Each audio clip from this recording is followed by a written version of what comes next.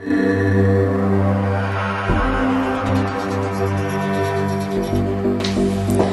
my name is Heather White from The Magic of Networking, and I'm a business networking strategist.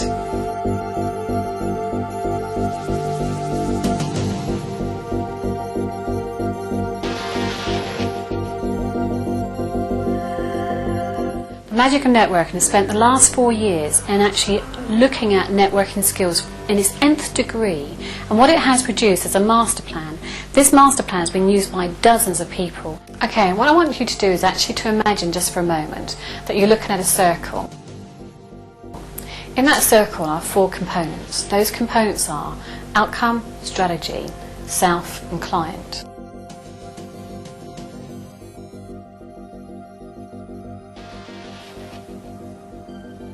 It's true, isn't it?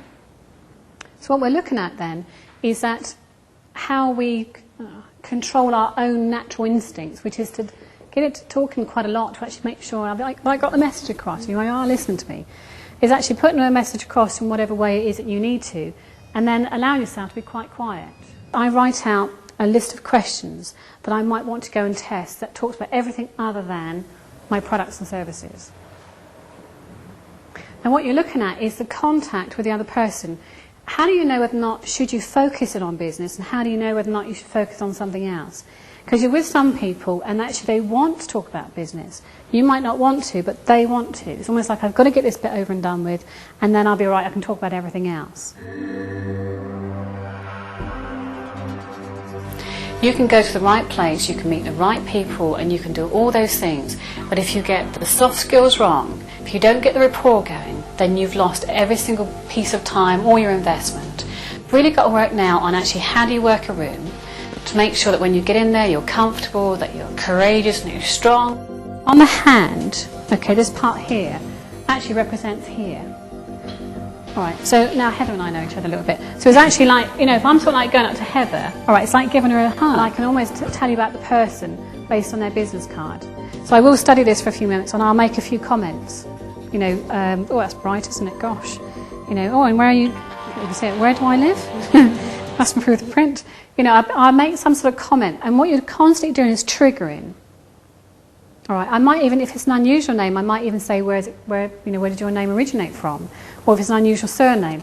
But I would do something that keeps the conversation going for a few minutes, actually on their name. Now this is your focus. It's about your goal. It's about your investment, and what's the return that you want on investment. What does success really look like? When I come forward, if I sort of like come forward and I just sort of get a sense that there's a barrier here, or there's a, I'm not too sure what to do type sort of thing, then I don't necessarily offer my hand. But it could be that when you come in and you actually just come up with your hand, as a friend sort of said to me, as soon as you put your hand out, it's like a magnet, it tends to come back. Except you didn't do it to me then. Oh, that's all right. But that's what tends to happen. So, I mean, like Anna, for example, she was sort of saying that as soon as she comes up to someone, her hand comes sort of straight out. There you go, well done. So as soon as she meets somebody, her hand comes straight out, and she actually does that. Now this is where we're actually going to be looking at how does networking integrate into your working life? How does it integrate into your business plan? How does it work within your marketing plan? All these 3 components have got to come together to make your networking really, really work. Now some people I know that actually do a letter straight after that meeting. It's not salesy, it's just simply, it was really nice to meet you, and they might reflect part of that conversation. It is important to have a style, adapt a style for your follow-up, because it will position you in certain places. I actually, my style is that if I make an agreement with somebody, and if I've made an agreement, that's what I do. But I have another friend who sends that letter with every person that she's met. Is there a market sector? Is there an industry sector? Is there a functionality, someone's job title that you want to meet? It's looking at the buzzwords. Now when you bring these components together, what happens is it makes your networking look real. You go where they go. And of course London is amazing, isn't it? You can spend your whole life networking, not do anything else. You can go to breakfast, lunch and evening, and then you can have coffees in between. And I did, and that's what, for 2 years, that's all I did. What I want to do is actually give you a hot tip. Mind you, this tip actually makes you sort of think a little bit. Now think about this just for a second. You're a consultant, your client is HR. What I want you to do is that when you go networking, don't act like a consultant. Start thinking and acting like an HR professional. Think about them, think about their problems, their issues, their buzzwords. Don't think like a consultant. And when you go in on that basis, you'll get the appointment, which is what networking is really about. Over 70% of jobs are filled through networking. Over 90%, so people who are good at networking, over 90% of their business comes from networking. I mean, 100% of my business comes from networking, word of mouth marketing. I actually do very little other forms of marketing. So 100% of my business comes from this. But if you're looking for a job, then the best way of getting a job is actually through networking, by far. But you're absolutely right. People will only do business with me if they trust me. And if there was one thing you had to work on, only one thing, and if there's one thing you took away from today, is to work on rapport, observation, questions and listening. And those 4 things will build up trust. People will get a sense of trust. I like you, I trust you.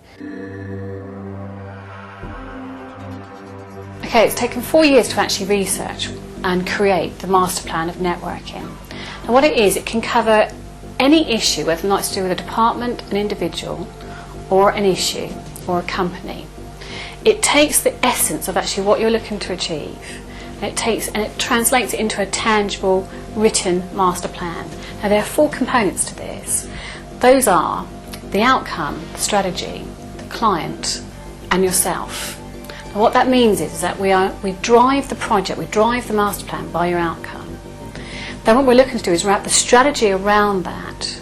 So the strategy might be to do with how does it interrelate with your business plan, how does it relate to your marketing plan, how does it take you to where you want to go to, wraps itself around your primary target, your primary audience, these sort of things. Then we go into the client and actually sort of like really understand who that client's about. And then with all of that, we're then bringing it back in, focusing it down all the time into where you need to network, how you need to network, and who you need to network with. It's incredibly effective, and the people that we've tried it out with have had huge success from this. Now, the key component of all of this, though, actually is actually how you personally network. So part of it is actually about how you network a room, and the other part of that is actually how you are as an individual. So we strip down all these different components and then put them back together again. So then you end up with a master plan. It's incredibly effective. I always learn something every single time, and I will take away many things this evening, as I'm sure you all will. So thank you very much, and appreciation. Oh, thank you.